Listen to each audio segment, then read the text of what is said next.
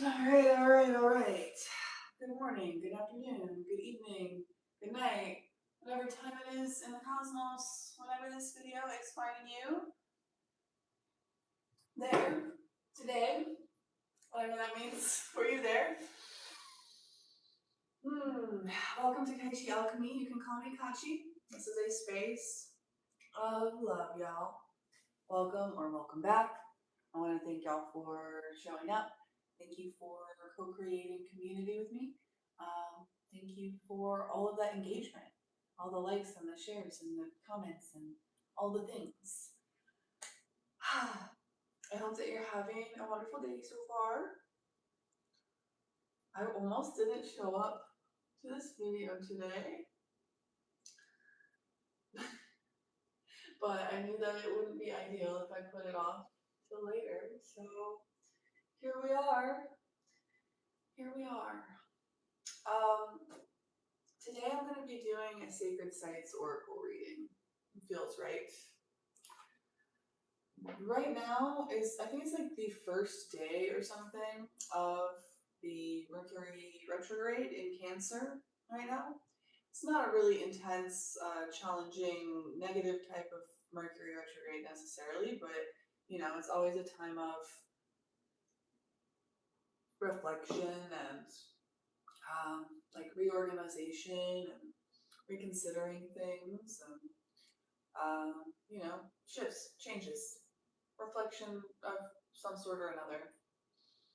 And I feel like I could sleep forever, but I have like more energy than I have in a long time.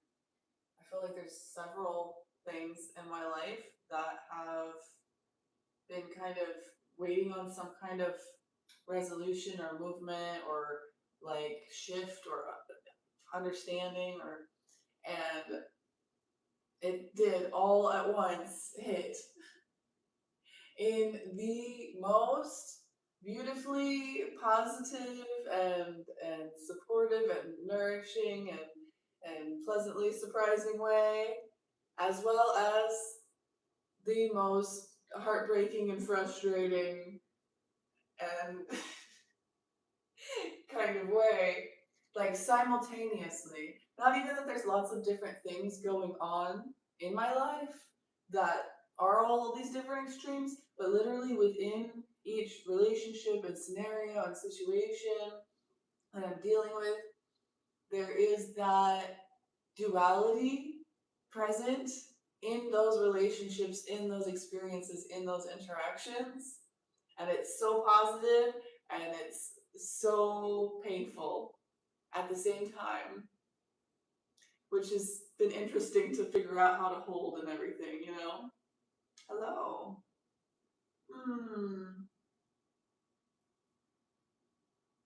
I think we have a spammer in the comments. Let me take care of that for y'all real quick. All right. Oh, actually, I don't know if I did that right. One more try. All right. Very good.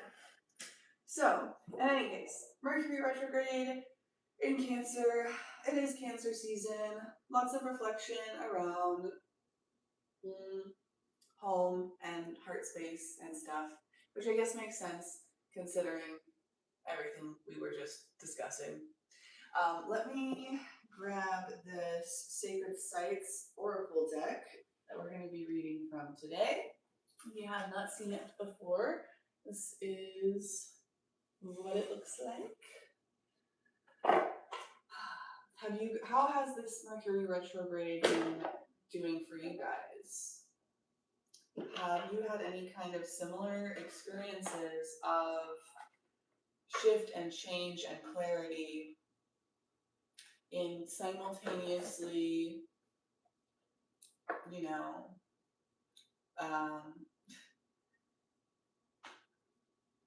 pleasurable and painful ways?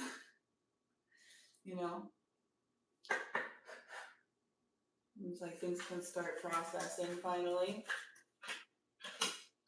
in all the ways. Interesting. Okay. I didn't even get it out loud with my voice, with my actual mouth, but the card that we got today is Jelling. And in this deck, the Jelling card is going to be in relation to the North, Denmark. Interesting. On page 32,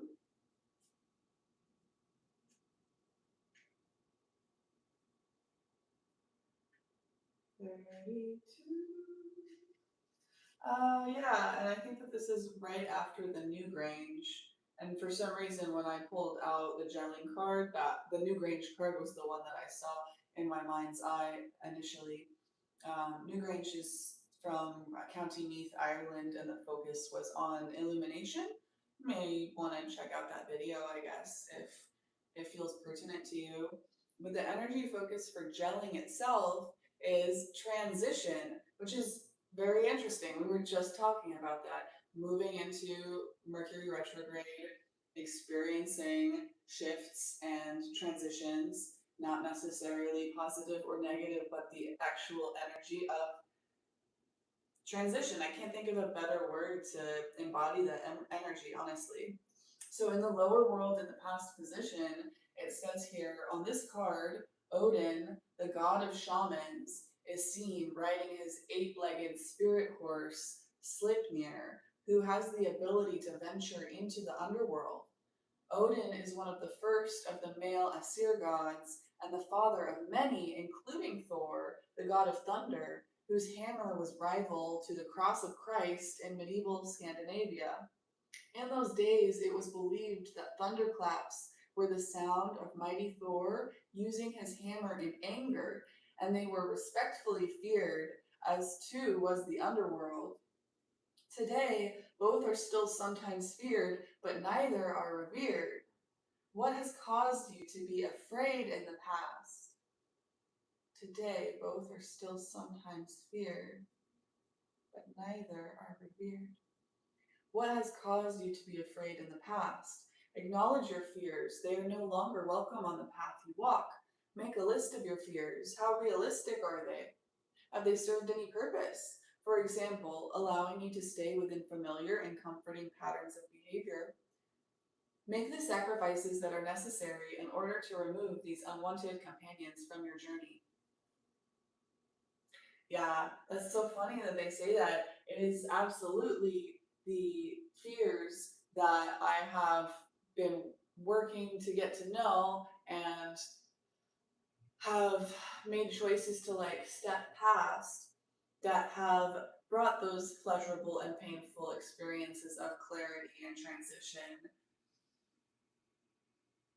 So you're definitely being encouraged to work on your relationship with fear and to make moves. Right now is the time to make moves. That might seem counterintuitive considering Mercury retrograde and all the things that people tend to like to say about that in a stereotypical kind of pop astrology way. But this is like coming back and revisiting things that aren't working in Cancer themes, in like your relationship to home and heart space. So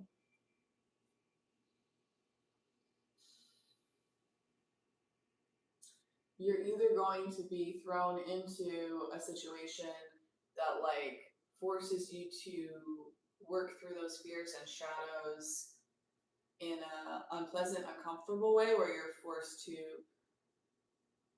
see and confront and come face to face with how what you're doing is not working and it's harming you or others or all of the above.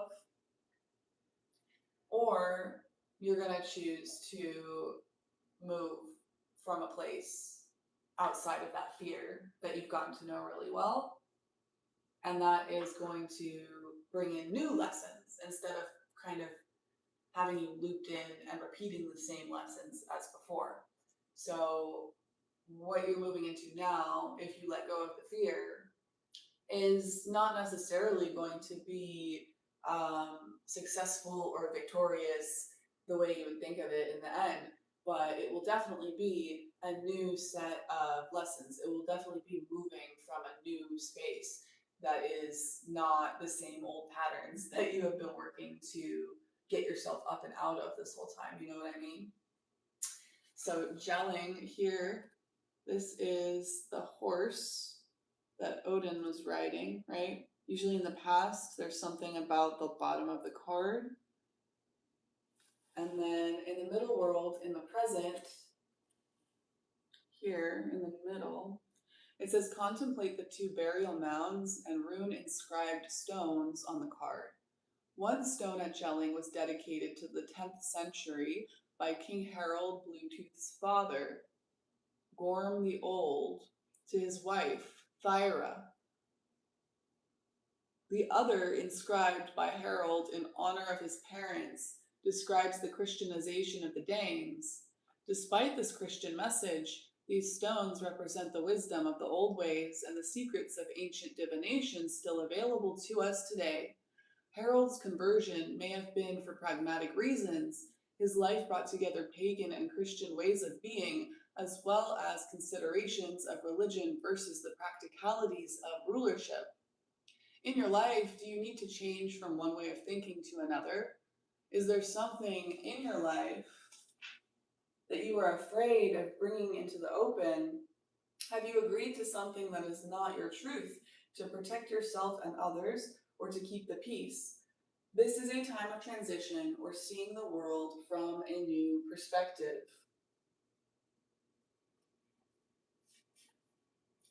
I don't know why it was standing out so much, the King Harold Bluetooth's father. There's so many things in the modern world where people have like taken names from old like esoteric stories and like history that's like kind of mythic almost, and integrating it into technology and like products that we all use. And nobody thinks about it. Most people don't even know that there's a connection there. You could say it's all subconscious, and maybe it is, but whether there's a consciousness to it or whether it's just like demons working through people in their subconscious space because they're driven from a shadow space, it's just very interesting to note. Like, you know, the Apple products with the apple bitten out of it and stuff. Nobody thought about that? I don't know.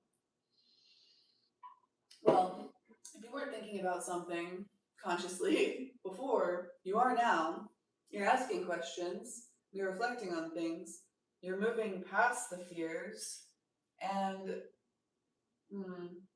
you're moving in a way that allows you to see the world from a new perspective. I mean, you're almost going to be forced to see the world from a new perspective if you resist it. I guess you could keep resisting it, but it's just going to knock you down really hard in life. So embrace the change right now. There's so much paradox in this energy. It's almost hard to speak on in the English, but I appreciate you being here while I try. I'm doing well, thank you. How are you today? So in the upper world, this top part of the card is what we're usually going to be talking about. And it says, Odin's ravens flew across the 9 worlds, returning to tell of all that they had learned. They escort you now as you explore different paths. Perhaps they will guide you as you transition to the ways of the ancients. The pagan gods were replaced by Jesus Christ, carved at the top of the world tree on this card. But Odin and the old ways live on in nature, thought, and memory. Thought creates, and memory keeps that creation alive. In meditation, connect to the world tree.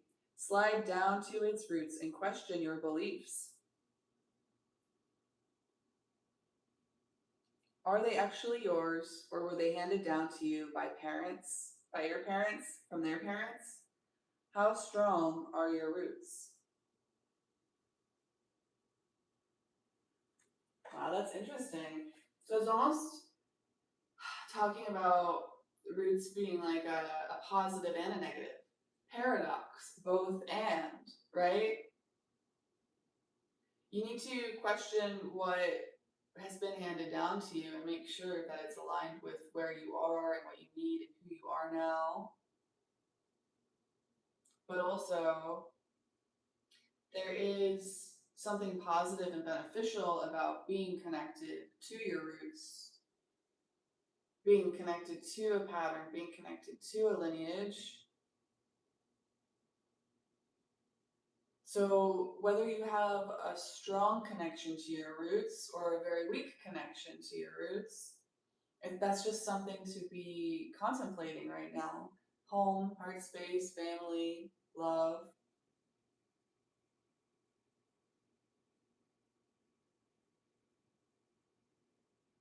I'm getting something about Capricorn and Scorpio.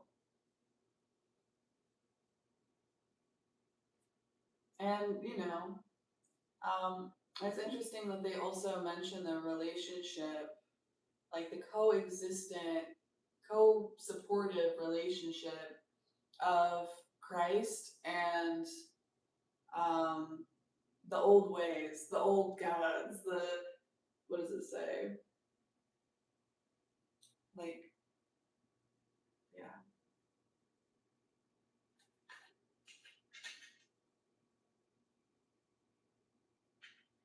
ancient divination, right? So you're bringing together the old and the new, and you're not throwing the baby out with the bathwater, and you're moving forward without fear after having done some of this reflection, so you can test out your new insights and get a deeper understanding of what's going on in your life right now and what your options are and what your desires are and who you are, what your relationship to your roots is. And that's going to cause a lot of painful and pleasurable, like simultaneously occurring experiences and revelations. And so open yourself up to that and embrace that and prepare for that in a way. Um, and like comfort yourself through this process because it's going to be a little intense and a little uncomfortable. But ultimately, at the end of the day, it is a process about coming into what is truly going to serve your comfort and your security and your connection, your home and your heart space. Like, what do you really need and what do you really want there? And has the way you've been going about that been serving you so far? And maybe in some ways it has, and in some ways it hasn't. So you can parse through that and take some from it. Take the best parts, take the most resonant parts, take the most appropriate and aligned to you specifically parts of everything that you've engaged in, everything that you've been offered, everything that has been passed down to you through some type of lineage. Doesn't even necessarily have to be like your physical family roots and your genetics and stuff. Um, it could also be like work, school, a country, a language, an identity, like some type of egregore that has impacted your identity. And to both acknowledge that it has impacted your identity and it's a part of you, as well as like it is not the whole of who you are, and there is room for both and it's up to you to kind of parse through that and figure out what that's going to look like for you, right? 1933 on the clock. All right, let me get you one more view of this Jelling card in relation to Denmark, talking about Odin and Jesus and ravens and runes. Okay. I feel almost like I want to pull a light Sears hard for y'all because even though it was both and, that this still felt like such a dark, dense, heavy, paradoxical energy for a bunch of people that have been going through a lot of struggles and maybe like hoping for some kind of grand relief, some kind of like savior moment.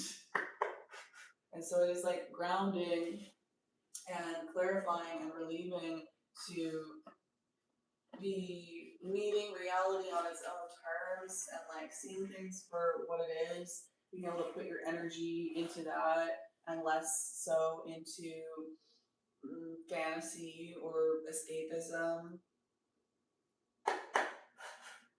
Spirit, is there anything that this collective here today would benefit from seeing, hearing, feeling, experiencing at this time?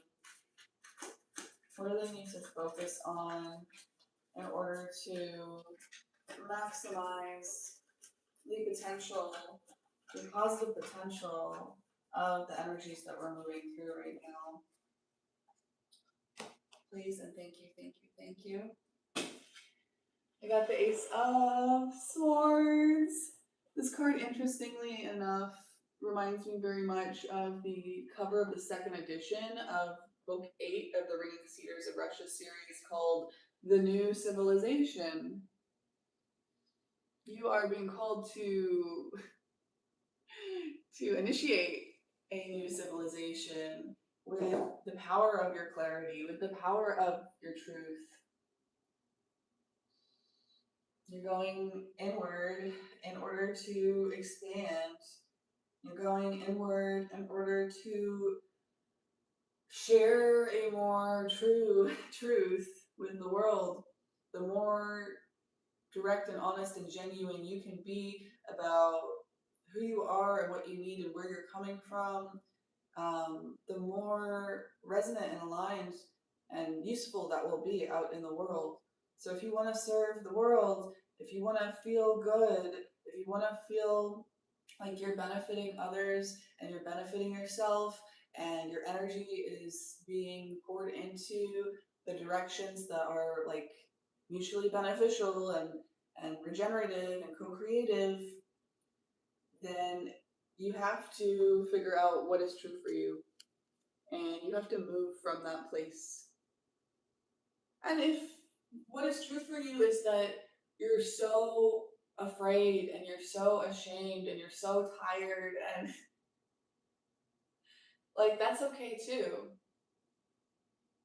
From coming face to face with that and confronting that and acknowledging that and being totally honest with that, with yourself and maybe others depending on the circumstances and situation, like how safe it is to do that. But coming into that acceptance and that reconciliation with reality, there's going to be a lot of healing there. A lot of healing to your mental health, a lot of healing to the way that you communicate with others,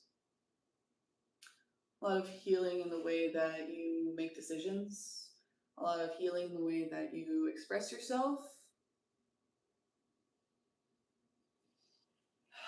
And that sword of truth is going to cut through all sorts of illusions.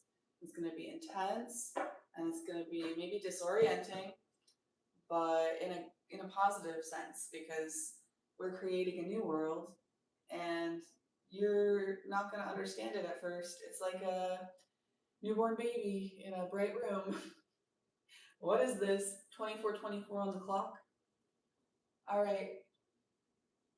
Thank you all so much for being here through all of the ups and downs and twists and turns of this very weird period of time in all of our lives. It has been very surprisingly wonderful and beautiful and supportive for me to have this place to consistently come to. Somebody asked me the other day, like why I do this and why I'm here. And I feel like there's so many answers to that, but I reflected on it a little bit And something I kept like that kept coming to me that I thought was funny in a way was like, this is my therapy and my charity. Like, other people have shared their process openly online with me in a way that has been so beneficial and helpful in my process. And so I hope to do that same thing for other people by opening up and sharing um, the energies that I'm tapping into from my perspective, so that hopefully I can, assist other people in moving forward that kind of way. And it's also a really good way for me to make sure I'm not avoiding doing the work myself. So it's like a mutual accountability thing. I love the tarot community of YouTube.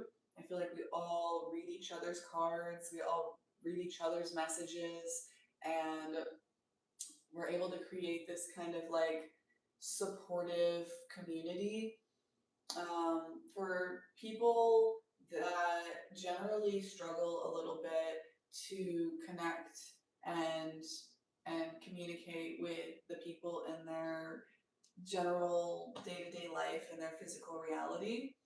And I think that that's very supportive in both of our processes, mentally, emotionally, spiritually, whatever.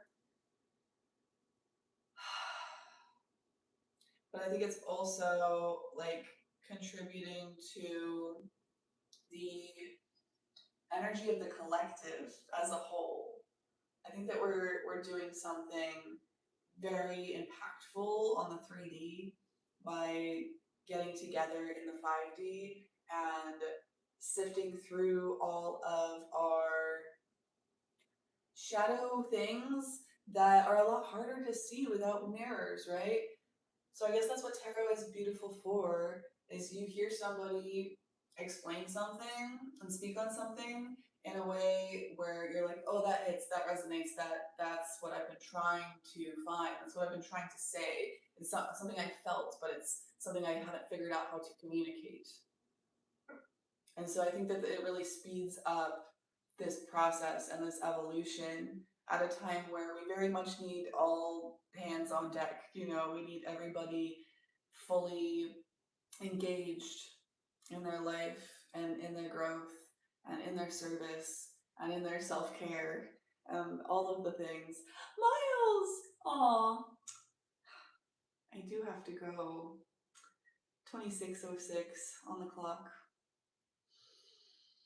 So yes, my therapy, my charity, and then my main goal and purpose personally in my personal life is to, get really serious about my career and my money and my property and buy land and develop that sanctuary so that y'all have a cool place to go when we need a little safe haven, as things may get a little crazy out there in the world. You know what I mean?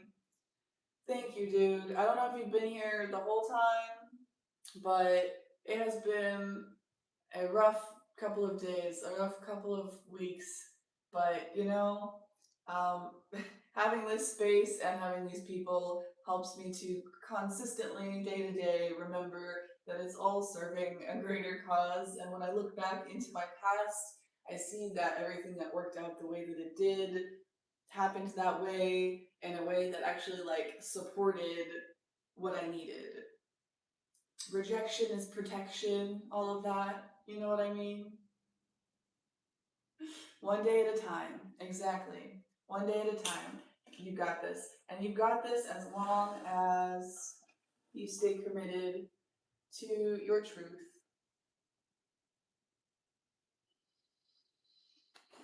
Happy Mercury retrograde in Cancer. Happy Cancer season.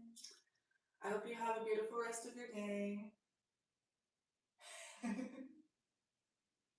Enjoy your endeavors, enjoy your gardening, enjoy.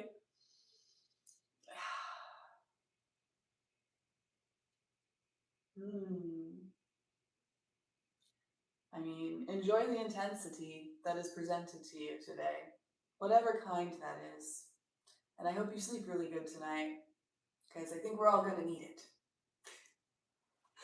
Love, light, peace, and personal responsibility. I should get a garden. I have a little bit of a thing going on. But I want to be somewhere where I can put down roots, where those roots can be roots. I want tree energy in my life. I want intergenerational wealth and stability in my life. So I'm gonna go to work and focus on that, and I'll see you then. Yeah. Again, love, light, peace, and personal responsibility. I will see you next time. Have a beautiful day. Boop.